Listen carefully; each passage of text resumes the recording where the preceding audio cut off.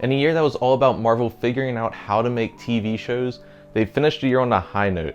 Hawkeye was by far, in my opinion, the best Marvel show that we saw on Disney Plus this year, edging out Loki, which was my second place show. The show follows Clint Barton trying to get back to his family for Christmas. Meanwhile, his past catches back up to him, and in the meantime, he meets up with Kate Bishop, who unfortunately gets dragged into the problems of Clint's past. The first 2 episodes of the show got off to a strong start, but there was a couple miscues that I didn't find too favorable myself. Where the show really did a good job was introducing Kate's character, letting us know as the audience how she thinks, why she wants to be a hero, all of that type of stuff. Where it kind of falls short is how Clint and Kate meet up. For me personally, I mean, you could write it off as, oh, Clint's an Avenger, of course he can figure out how to find this person super easily, but it seemed to be a little rushed in my opinion. Kate and Clint meet up, like Clint's just able to find Kate in the middle of New York City after seeing her on TV. And for me, that's a little unbelievable, but it's a superhero show, I'll let it slide. But other than that, there really isn't any issues with the first 2 episodes. It gets off to a great start, and it's able to maintain that consistency throughout the rest of the series. Where the show really happens to stand out is Clint and Kate's relationship. After they meet up, they are easily the best part of the show, along with the action sequences.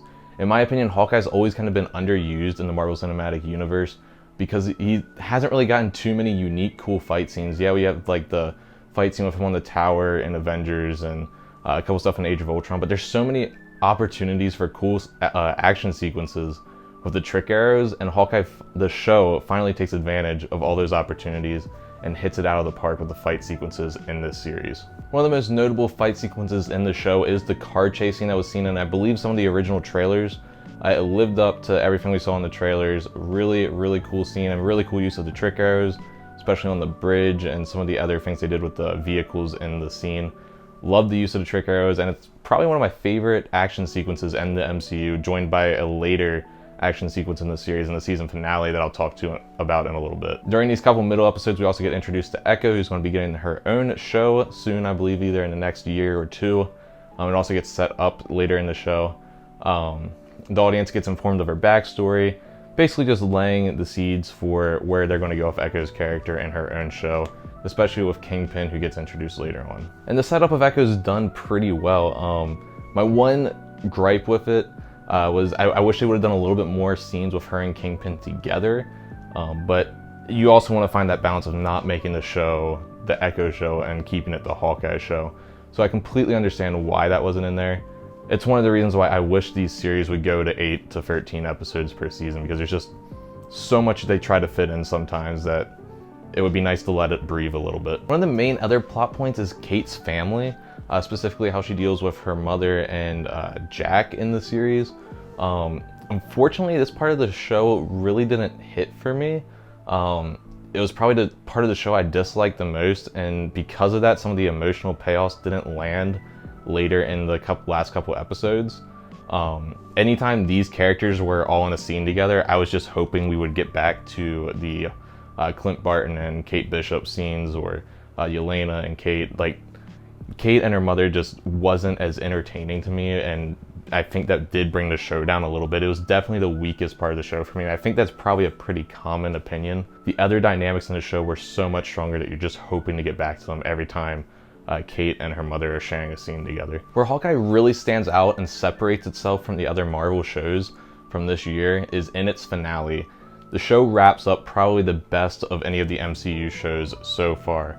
For me, WandaVision was really good up until the last couple episodes, which were a huge letdown for me. They just felt really just generic.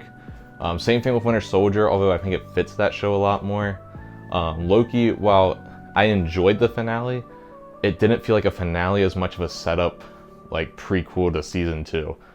So I think Hawkeye did the best job of wrapping up the show in its finale and having it be the most enjoyable to watch.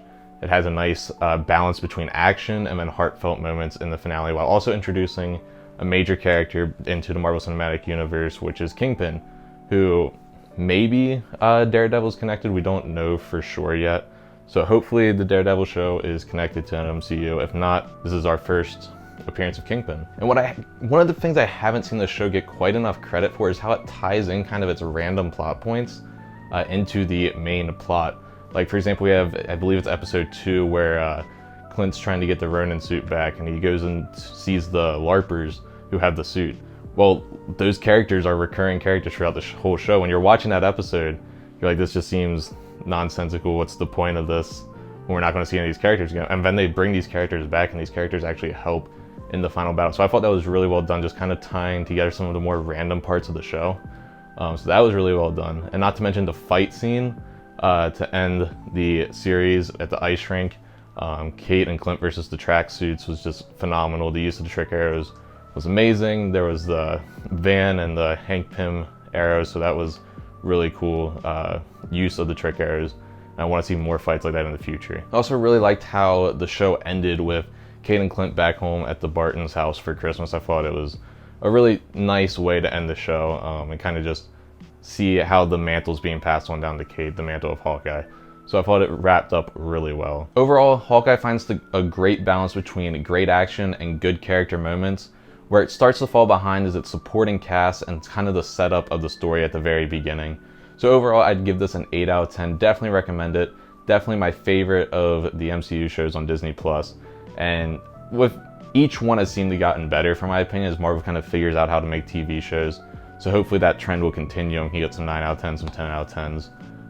Once again, I wish these shows were 8 to 10 or 13 episodes in a season. I think it would help them tremendously. But I also know budget-wise, they're trying to make these feel like movies. So sometimes it might not be possible. But overall, 8 out of 10, definitely recommend to watch it.